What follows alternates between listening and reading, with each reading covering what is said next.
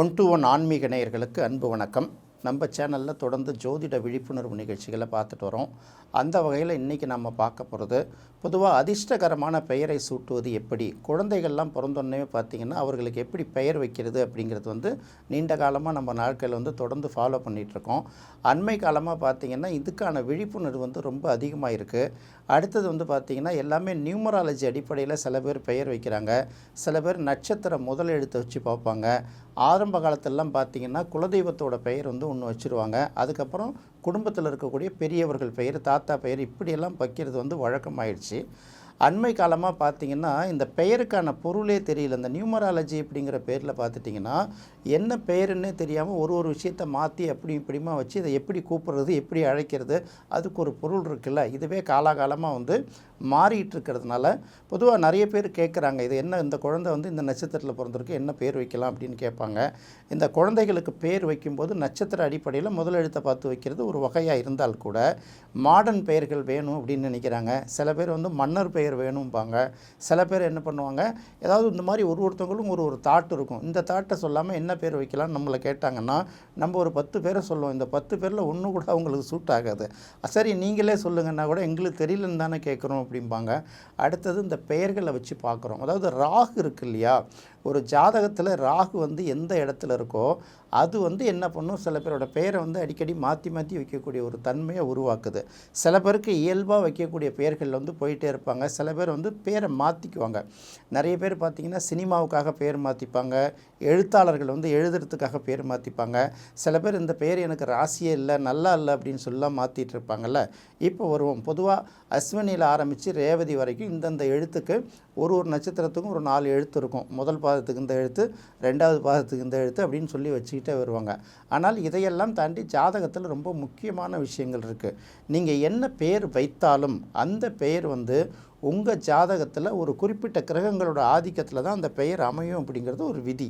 அது என்ன விதி அப்படின்னு பார்த்தீங்கன்னா, ஒரு ஜாதகத்தில் பார்த்தீங்கன்னா எந்த கிரகங்கள் வலிமையாக இருக்குது அப்படிங்கிறத பார்ப்பாங்க.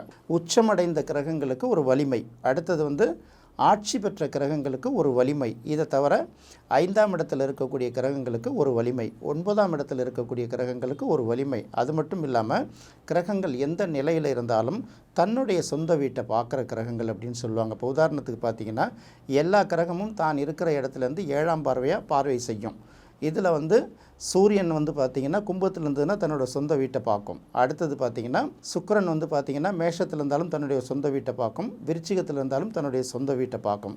செவ்வாய் அதே போல் 4ஆம் பார்வை, 7ஆம் பார்வை, 8ஆம் பார்வை, இது இந்த தகுந்த மாதிரி இடத்துல அமர்ந்திருந்தோன்னா அதோட சொந்த வீட்டை பார்க்கும். அப்போ சொந்த வீடுங்கிறது இப்போ சூரியன் சந்திரனுக்கு மட்டும் ஒரு வீடு, மற்ற எல்லா கிரகங்களுக்கும் 2 வீடு, ராகுக்கும் கேதுக்கும் வீடு கிடையாது அப்படிங்கிறத பார்த்துக்கிறோம். இப்போது உங்கள் ஜாதகத்தில் எப்படி அதிர்ஷ்டகரமான பெயர் வைப்பது அப்படிம்பாங்க.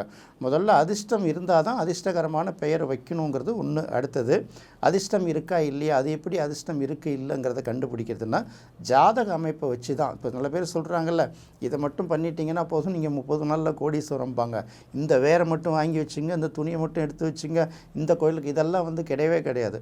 ஒரு ஜாதகத்தில் லக்னம், லக்னாதிபதியோட வலிமை, 5ஆம் இடம், 9ஆம் இடத்தோட வலிமை, அதுக்கப்புறம் நடக்கக்கூடிய திசா புத்திகள், அதையும் தாண்டி கோச்சார ரீதியாக குரு, சனி, ராகு, கேதோட பயிற்சிகள் நமக்கு என்ன மாதிரியான பலன்களை கொடுக்குது, இதெல்லாம் சேர்த்து எடுத்து தான் முடிவு பண்ணணும். இப்போ உங்களுக்கு பெயர் அப்படின்னு வரும்போது என்ன பெயர் கிடைக்கும் அப்படிங்கிறத நம்ம பார்க்க போகிறோம்.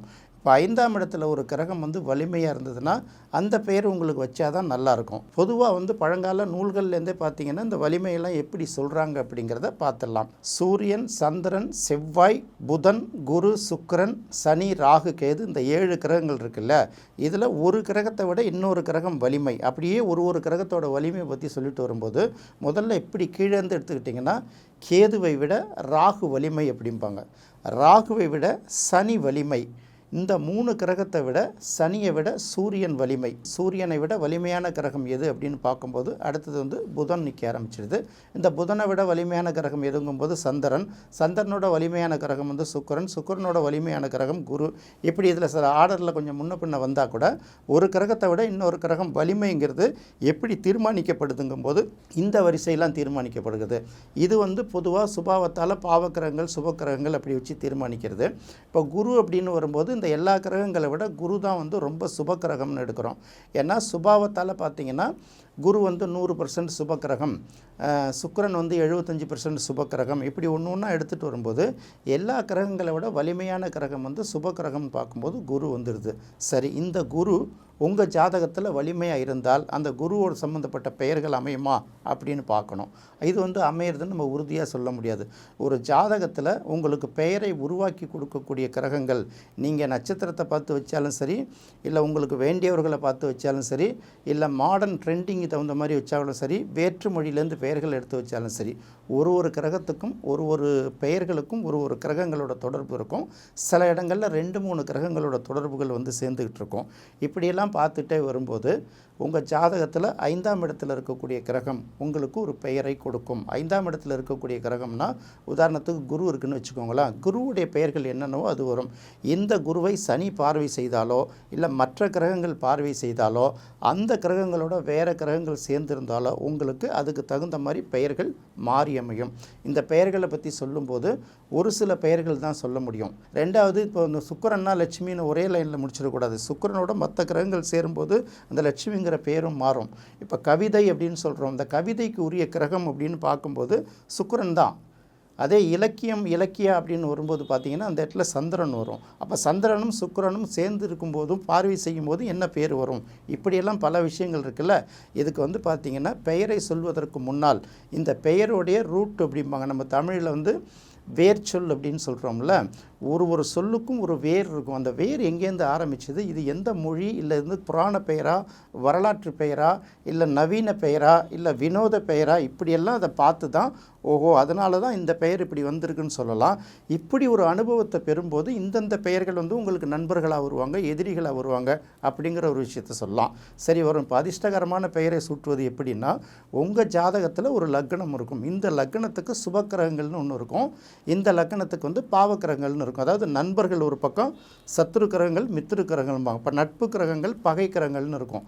உங்களோட லக்னத்துக்கு பகை கிரகங்கள் வந்து வலிமை இல்லாத இருக்கிற பட்சத்தில் அது வந்து ஓகே, நல்லதாக வேலை பார்க்கும். இன்னொரு பக்கம் சுப கிரகங்கள் நல்ல நிலையில் இருந்தால் கூட வலிமையாக வேலை பார்க்கும். இப்போ உதாரணத்துக்கு மேஷ லக்னம் அப்படின்னு எடுத்துக்கிட்டிங்கன்னா, மேஷ லக்னத்துக்கு வந்து சூரியனும் குருவும் வந்து ரொம்ப சுப கிரகங்கள், சந்திரனும் செவ்வாயுமே அதுக்கு வந்து சுப கிரகங்கள் லிஸ்ட்டில் தான் வரும்.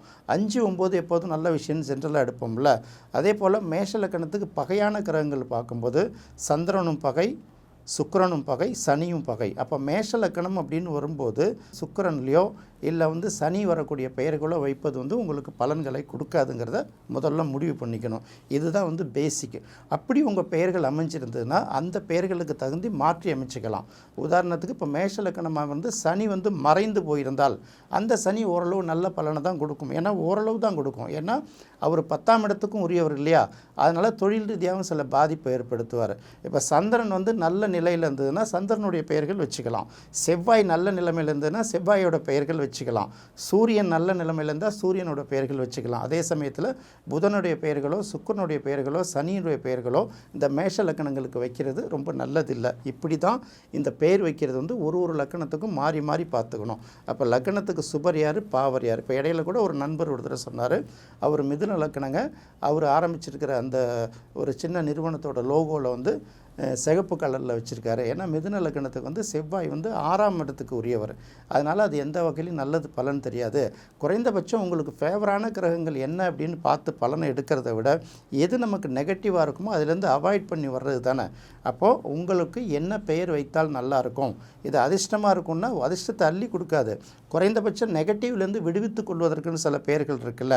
அப்போ யாரோ ஒரு பேரில் யாரோ ஒருத்தவங்க பிரபலமானாங்கன்னா அதே பேரை நாமளும் வச்சுக்கிட்டா நாமளும் பிரபலமாகும் அப்படின்னு எதிர்பார்க்க முடியாது. அப்போது உங்கள் லக்னத்துக்கு 5ஆம் அதிபதியை சம்மந்தப்படுதா, 9ஆம் அதிபதி சம்மந்தப்படுதா, அல்லது உங்கள் லக்கணத்துக்கு நட்பு கிரகங்களில் எது வலிமையாக இருக்கோ அந்த பேர் சம்மந்தப்படுதா, அல்ல வந்து சொந்த வீட்டை பார்க்கக்கூடிய கிரகங்கள் உங்கள் லக்கணத்துக்கு சுபராக இருந்தால் அப்படியெல்லாம் பேர் வச்சுட்டு வரலாம். இதையும் மீறி பெயர்களை வச்சு இது எந்த கிரகங்களோட அடிப்படையில் வரக்கூடிய பெயர் அப்படிங்கிறதையும் பார்த்து முடிவு பண்ணலாம். இதெல்லாம் வந்து ஒரு வரியில் சொல்லக்கூடிய விஷயங்கள் இல்லை. ஏன்னா பேர் சில பேர் வரும். இப்போ பார்த்த சாரதி அப்படின்னு பேர் வந்ததுன்னா பார்த்திபனுக்கு சாரதியாக இருக்கக்கூடிய கிருஷ்ணருடைய பெயர். கிருஷ்ணனுங்கிறதும் கிருஷ்ணருடைய பெயர் தான். கிருஷ்ணருக்கு ஏகப்பட்ட பெயர் இருக்குது. இதில் ஒரு பெயருக்கும் வெவ்வேறு கிரக சேர்க்கைகள் மாறி வரும். இது வந்து நீங்கள் அடிப்படையாக இந்த பெயர் சம்மந்தப்பட்ட விஷயங்களுக்கான அந்த கரெக்டாக எடுக்க தெரிஞ்சால் தான் தெரியும். இது கிருஷ்ணன் பேர் வந்தாலே புதன், கிருஷ்ணன் பேர் வந்தாலே சுக்கிரன், கிருஷ்ணன் பேர் வந்தாலே சனியெல்லாம் எடுக்கவே முடியாது. அதனால் அதை தெரிஞ்சுக்கிட்டு யாருக்கு எந்த அதிர்ஷ்ட பெயரை சூட்டுறதுங்கிறத பார்த்து தான் முடிவு பண்ண முடியுமே தவிர இது ஒரே நாளில் தீர்மானிக்கிற விஷயம் அல்ல. இது ஒரு ப்ராக்டிஸ். அடிப்படை விஷயங்களை தவறாக புரிஞ்சிக்காமல் கொஞ்ச நாள் கழித்து ப்ராக்டிஸாக வர்ற பட்சத்தில் எது நமக்கு அதிர்ஷ்டம் தரக்கூடிய பெயர்கள், யார் யாரெல்லாம் நமக்கு நண்பர்களாக வருவாங்க, அதே போல் யார் யாரெல்லாம் நமக்கு எதிரியாக வருவாங்க. அதாவது ஒரு கட்டத்தில் நம்மளோட விலகி இருக்கிறவங்க இன்னொரு கட்டத்தில் நமக்கு நெருக்கமாக வருவாங்க. அப்போ கோச்சார கிரகங்களோட இடப்பெயர்ச்சிகளையும் பார்த்து முடிவு பண்ணுற மாதிரி இருக்கும். அதனால் பெயர்களை வச்சே சில இடங்களில் ஜோதிடம் பார்க்க முடியும். ஆனால் அது ஓரளவு தான் பார்க்க முடியும். இந்த பெயர்கள் என்ன கிரகத்தோடு சம்மந்தப்படுது அப்படின்னு பார்க்கணும். சரவணன்னு பெயர் வந்தாலே இது முருகனோட பெயர், அதனால் செவ்வாய் தான் வரும்னு முடிவு பண்ணுவாங்க. நாங்கள் அப்படி பார்க்க முடியாது. ஏன்னா அதுக்கான ஃபார்முலா அதை எப்படி அப்ளை பண்ணுங்கிறத எங்களுக்கு சொல்லிக் கொடுத்த ஆசான் தானே, பெயரியல் ஆசான் தானே. அப்போ பார்க்கும்போது இது சூரியனும் சனியும் சம்மந்தப்பட்ட பெயர் அப்படிங்கிற ஒரு விஷயந்தான் எங்களுக்கு தெரியும். அப்போ இது ஒரு கிரகத்துக்கு நேரடி பெயர்களும் இருக்கும், மறைமுகமாக இன்னும் சில கிரகங்களும் அதோட தொடர்பு பெற்றிருக்கும். இதெல்லாம் தெரிஞ்சு பேர் வச்சோம்னா ஓரளவுக்கு நமக்கு அதிர்ஷ்ட பெயராக வரும்.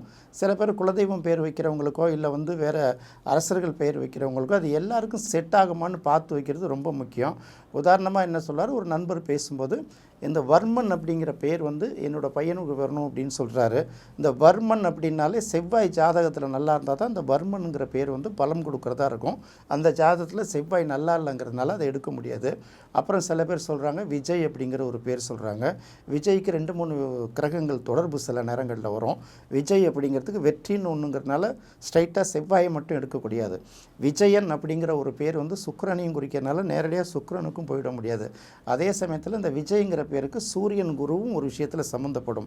இதையெல்லாம் பார்த்து எடுத்தால் மட்டும்தான் இந்த பேர் இதுக்கு பொருத்தமானதாக இருக்குன்னு நம்ம முடிவு பண்ணலாம். இல்லையா கடவுள் மேலே பாரத்தை போட்டு ஏதாவது ஒரு பேரை வச்சுட்டு போங்க, இல்லாட்டி மாற்றி கொடுக்கலாம். இதுதான் நல்ல பலன்களை கொடுக்கும். அதே போல் லக்னத்துக்கு முன்னும் பின்னும் உள்ள கிரகங்கள் கூட சில நேரங்களில் இந்த பெயர்களை உருவாக்கி கொடுக்கறதுல ரொம்ப முக்கிய பங்கு வகிக்குதுங்கிறத மறந்துடக்கூடாது. எப்படியோ பெயருங்கிறது நாம் சூட்டுறதில்லை, கிரகங்கள் நமக்கு கொடுக்கறது. இதெல்லாம் பின்னாடி கணக்கு போட்டு பார்த்தா தான் இது எப்படி வந்திருக்குங்கிறத நம்ம கண்டுபிடிக்க தெரியும். ஸோ குழந்தைகளுக்கு அதிர்ஷ்டமான பெயர் சூட்டும் போது அந்த ஜாதகத்தில் உள்ள வலிமையான கிரகங்கள், சொந்த வீட்டை பார்க்கக்கூடிய கிரகங்கள், அதாவது இன்னும் சொல்லப்போனால் நல்ல நிலையில் உள்ள நல்ல கிரகங்கள் லக்னத்துக்கு சுபக்கிரகங்களாக ஒட்டி அந்த பெயர்கள் அமைந்தால் ரொம்ப அருமையாக இருக்கும், நல்ல அதிர்ஷ்டமும் தருங்கிறது தான் இந்த பெயரியல் ஜோதிடத்தில் நம்ம தெரிஞ்சுக்க வேண்டிய முக்கியமான விஷயம். என்ன நண்பர்களே, இந்த நிகழ்ச்சி உங்களுக்கு ரொம்ப பிடிச்சிருக்குன்னு நினைக்கிறேன். மீண்டும் மற்றொரு சுவையான நிகழ்ச்சியில் சந்திக்கலாம். நன்றி, வணக்கம்.